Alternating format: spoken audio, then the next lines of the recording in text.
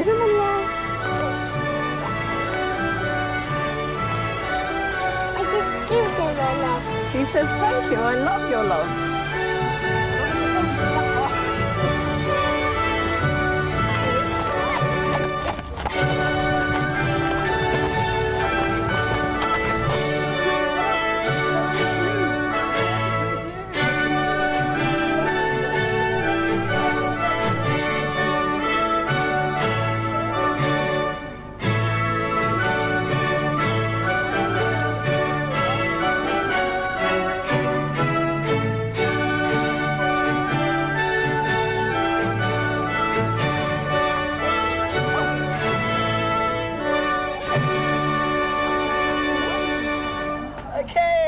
Who wants to ride? Through the joy of riding and the love, the actual consciousness of the child is raised. And immediately the whole level of life is raised. And motivation comes. I mean, motivation is what life is about. Everybody who comes is bringing love. Now, as you know, love radiates. I mean, everybody has truth and love and joy within themselves, but so often it's never even lit up. But as soon as they come here, they're like striking a light. And that level of joy radiates through to everybody else. And immediately it gets picked up. I mean, we have people coming here in depression, and as soon as they've worked with the horses or ridden, they just, I mean, you've seen some of these riders come. When they come, they're not very happy. When they leave, there's this huge smile of joy. I mean, people have always said to me, how do you run your group? And I've always just said, it's run on a spirit of love and joy and enthusiasm. Oh, is that lovely? I'm sorry.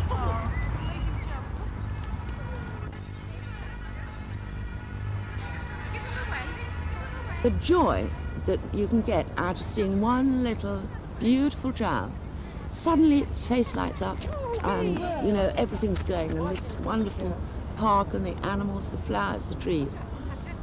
I think it's the most wonderful therapy, both for the helpers and for the riders. And it's so lovely when you've been down in the depths, as I have, to suddenly find something that you really enjoy doing so much that you're sad when it doesn't happen.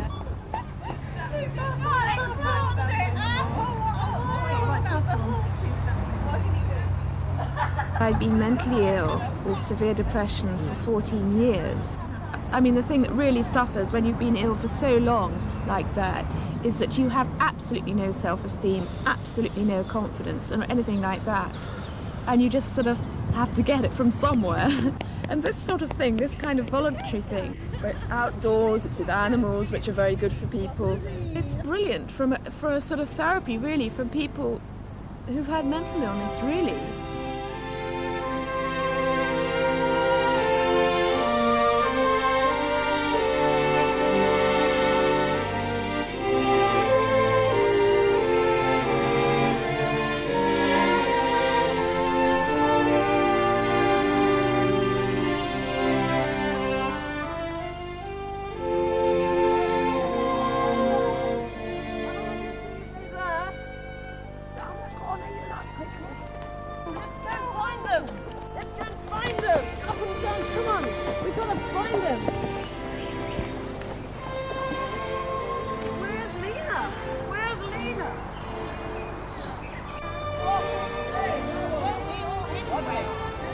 When we go to our new centre, I want to try and reach every disadvantaged person, every disabled person, every disturbed person. I really want to run it as a riding therapy centre, but we're not allowed to do that. We've got to run it as a riding for disabled group. I feel the word disabled is very limiting, but it will be riding as a therapy as well as riding for disabled. We especially chose the site up there for the proximity to this wood. Now this is a natural wood up there, there's no paths in between it, we will make some paths. Lovely earth smells. and for the disabled riders to be able to get close to nature, which so few of them can get. It must improve the quality of their life. Their soul must be raised onto a higher level.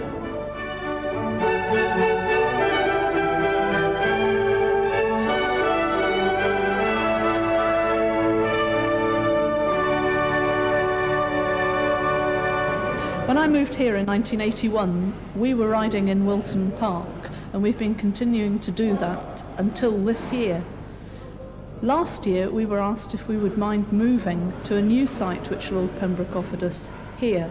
It's absolutely marvellous that he's let us have this site on a long leasehold arrangement, and because of my involvement previously with raising funds for another group, I undertook to coordinate the fundraising to build this new building. We've been delighted with the response we've had for the appeal so far, because not only have local people supported us tremendously well, but we've also had donations from regional sources and national sources. The groups that come and ride with us have persuaded their national organisations to support us, and we've had donations from the Spastic Society and MenCap, as well as, I said, all these local donations. In fact, to date, we've had nearly 300 donations. We now hope that we'll raise £120,000, and that this money, together with a grant from the RDA of £20,000, and the money raised by the wife of our architect, Mr. Stocken, when she was mayor, should be enough to cover the entire cost of the project.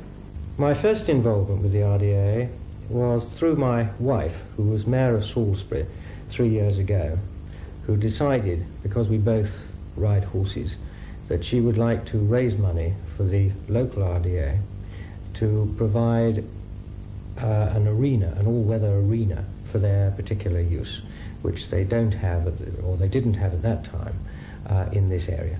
And because of the involvement through the mayoral appeal, and the RDA approached me to see whether I would consider helping them, I said I would do so. And my contribution to the achievement of the new centre was to give all my architectural services. Riding for the disabled has such a psychological as well as a physical benefit to anybody who has disabilities that this improves the quality of life of these people and is incredibly rewarding.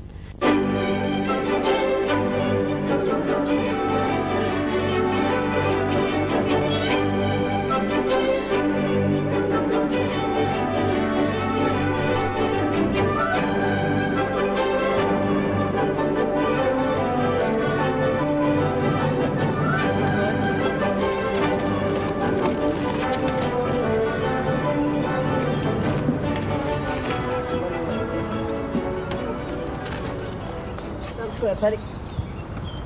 Stand square.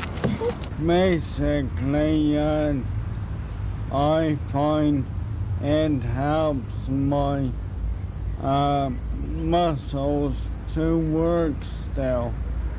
Having motor neuron disease, the muscles tend not to do what they're supposed to. I get pleasure from riding, basically, and if there was anything else to be gained, then that's a bonus. Good to go, isn't it? Yeah. Good as go. Can you wait a minute? Put in there. That one needs lowering a bit. Basically, I started riding because you couldn't walk, could you? I couldn't walk at all. I couldn't walk at all. My legs were very weak, obviously, where I couldn't walk. And riding strengthened my legs for me, which was great. And it didn't hurt, which is a change from physio. But I enjoy riding. I'm looking forward to the new centre now. Pat's taught me a lot of things, not just about riding either, just about life and general, it taught me to grow up a bit, I think, probably. The point about these little straps are that the children are able to hold them as a neck strap. Now, some of them prefer to hold in the front of the saddle, but some of them need to be a little forward to be able to do the trotting.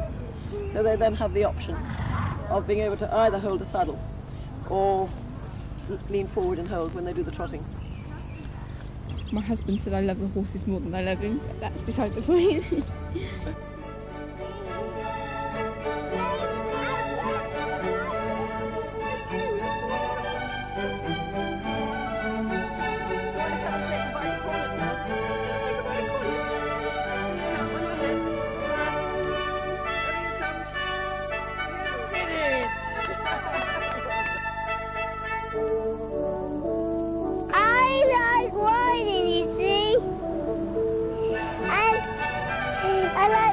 Too.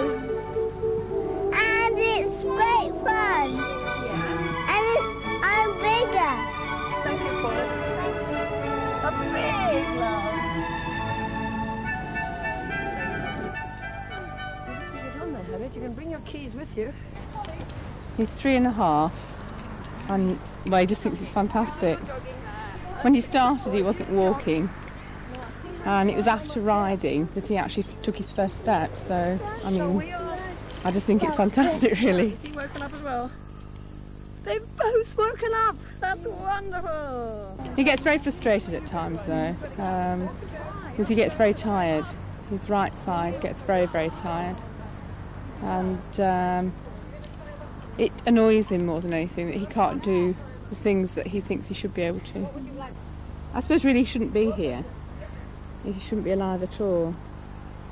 They told us he wouldn't survive. And look at him. I mean, you can't believe it, can you really? I suppose we're very, very thankful. That's pretty good, isn't it? It's pretty good. This one all day. Oh, sorry. Catherine brought him about. Okay. Thank you, Catherine. It's very kind of you.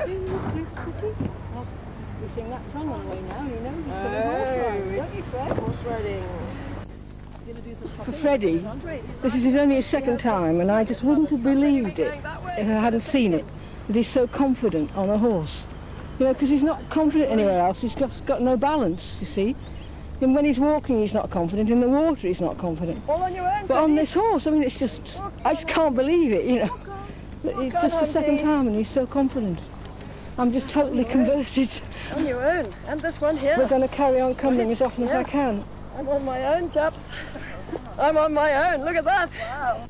Thank you, Humphrey, for my ride. It was really, really nice. He's beaming. He's so happy. It's really wonderful. Let's go take your hat off. It really is. We'll stop at the crying.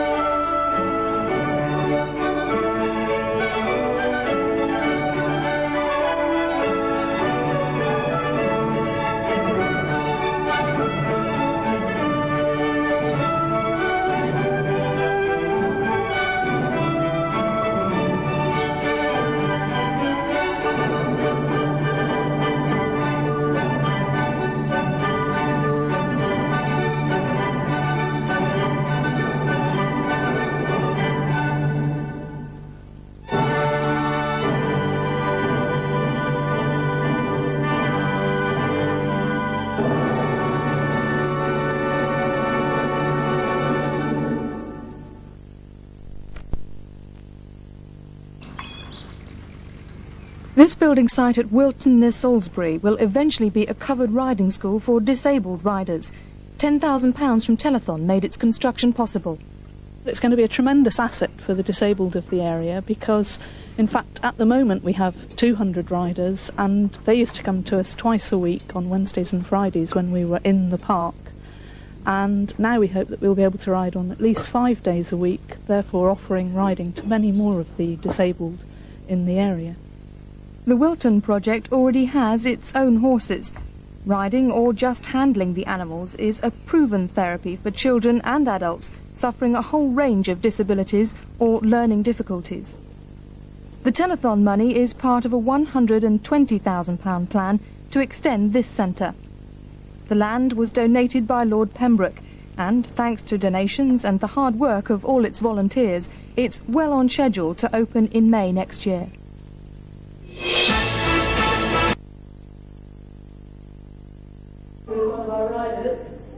It's run on love. That's the boast of the Riding for the Disabled Association, who found the £180,000 needed to raise this purpose-built centre from what was 15 acres of barren land last year.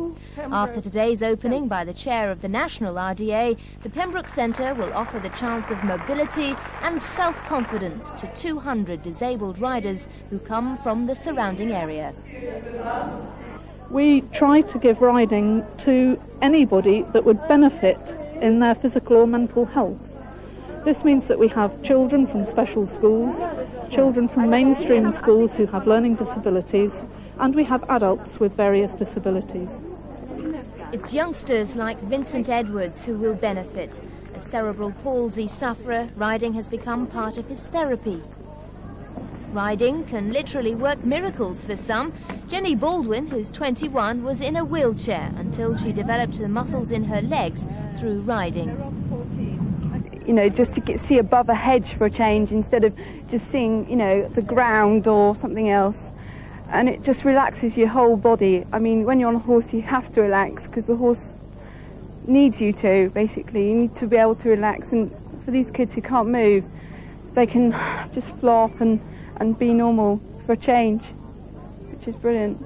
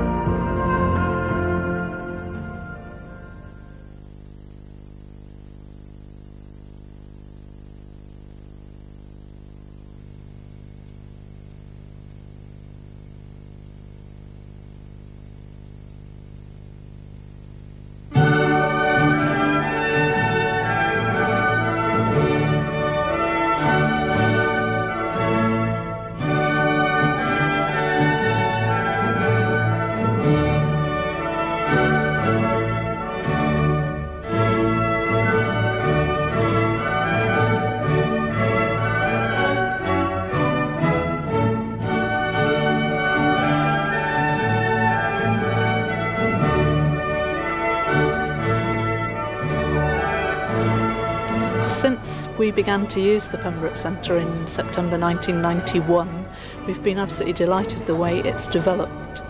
We now ride on 5 days a week, and our riding has increased number-wise to 250 people who come and ride with us. We need about 80 volunteers, and really that's one of our main problems, looking for helpers who can come and give us their time. Of course, another of our major problems is the fact that we have now to raise £20,000 a year to run the centre. All this money so far has come in every year through voluntary donations and fundraising activities run by the group. Smile for the camera. And this is how we've been able to develop some of our work. We've bought a hoist, we've been able to put up some loose boxes, and we've bought an all-terrain vehicle so that we can keep our riding surfaces smooth and even, and also we've been able to do a bit of looking after our own fields. I'd quite like, talking about fields, to thank very much the local farmers who help us. A lot of our fundraising is vital to raise the money that we need, but we'd need far more if we had to pay everyone. And I think that something that comes across with this group is that we're all volunteers, and nearly everybody that helps us to come in and do things which are not connected with riding at all come just because they want to help us out, and we're very, very grateful to them. The spirit of the place is what keeps me here. The people, you can't help liking the people. And everyone gives their time, and everyone gives something. And something about the fact that people give themselves to it, it makes it so special. And you see the faces of the children, and they love the ponies. Look up to the trees, right up. Look at the leaves up there. Look at the leaves up there. Yeah. I think the whole idea of a healing place. This is a healing centre. It's not just healing for people who are disabled, it's the people who come up and help. Gain something. They gain the joy that the children give you, and the ponies. They often don't have anything else to do with the ponies apart from when they come up here, and suddenly, you know, they're involved and they're helping, and they feel needed, and it gives people, you know, a reason for coming up. Well, one of the committee, Kitty Hiscott, said that she came up whenever she was feeling really low. Yeah, because it made her look on life in a different way.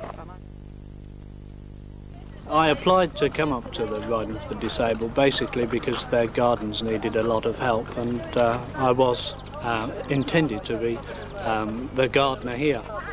As it turned out, I ended up working a lot with the horses, which I'd never done before, but I thoroughly enjoyed.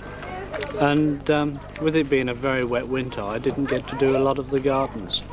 So now, as I finished on community action, I'm here purely as a volunteer, and hopefully I can get a lot more of the gardening done. We've got an extract for all the ponies, and they've got tags on. Everything's colour-coded, so as if somebody comes in here that can't read, because we do have some that can't, they can look on the list and they can go by the colours.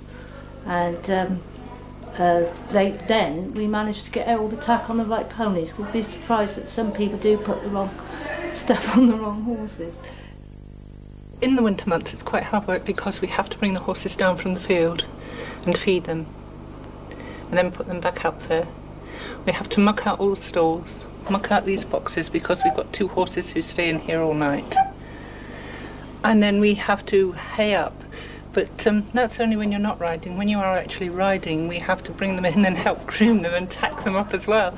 And then you have to feed them after the riding session? Oh yes, we feed them after riding on the days they actually work.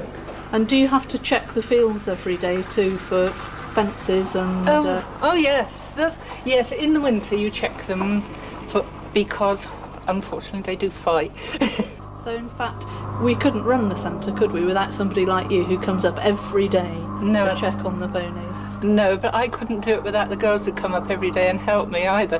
I couldn't do it on my own. It's a mixture of things that you're actually required to do. There's the more exciting part of actually working with the children, with the horses, but you can also be required to go poop scooping or gathering up poops out of the field or generally sweeping up or washing up in the kitchen. Obviously it's a case of covering all the jobs that have got to be done. As far as how the riders progress, we like working together with the same children each week so that you can actually monitor progress. But as there isn't always exactly the same helpers on each day, it isn't always possible for each rider to have the same helpers every time.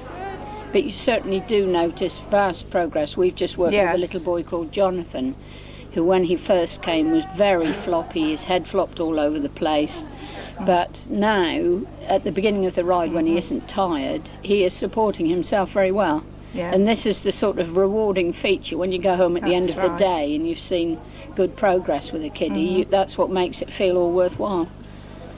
The response you get from the child through what you're basically doing yourself. Yeah, bearing in mind this little boy can't talk at all. He can do odd little grunts, but he can smile beautifully. And when you get those smiles, you know it's going well. You feel really good. It helps them with their balance, with their mobility, and it also, I think, helps them socially. Majority of them have a certain amount of language delay, So the actual interaction with other people, using the sort of language that they are reinforced with, is really beneficial. Oliver, we've got a taker for Oliver. I had a stroke about 7 years ago, and I was offered the chance to come here while I was in hospital at Osstock, but it was never convenient just at that right moment. I was trying to learn to walk then, so after I came away from hospital, it was a great opportunity to get my leg muscles going again, and it's been a great help with my back. So I now come once a week, and it's great fun here. Right, well, I became paraplegic about 13 years ago because I had a road traffic accident, came off the back of a motorbike, and resulted in being paralysed from the chest down. But I found that since I've started riding about 3.5 years ago, I mean, apart from the fact that it's really helped me muscle-wise and, you know, my body, because it's really helped to build up all my back muscles and everything and help my balance, it's just something that I just love more than anything. That you just can't explain, you know, what it feels like to actually be up on a horse, apart from the fact it's nice to look down on people now and again, and, you know, I can get my own back, as it were. But it's just the whole love of horses, and I found as well, apart from learning lots of new things and meeting new people, it's also given me a lot more self-confidence. I think I've become much, you know, more assertive than I used to be, and more confident in lots of ways. But to actually just be able to be out in the fresh air and in the woods, I can't think of anything better. I'd live on a horse if I could.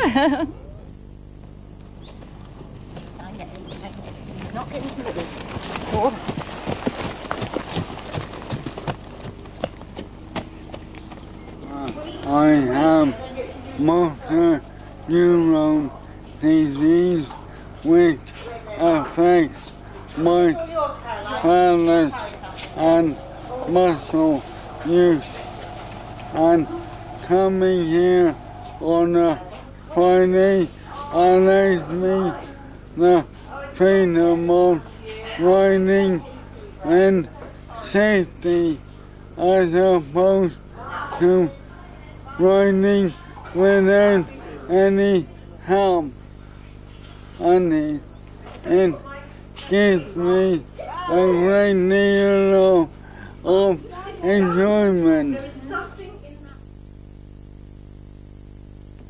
My big thing in life is that we should all be able to commune with nature. And I think to have a disability and to have to spend one's life in a wheelchair and not to be able to get out in the woods would be very soul-destroying. And I do feel now we are providing this for so many riders.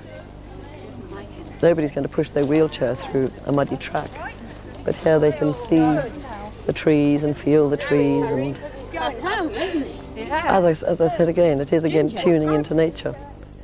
The doctors are referring everybody to us much more now, so therefore they must be seeing the benefit.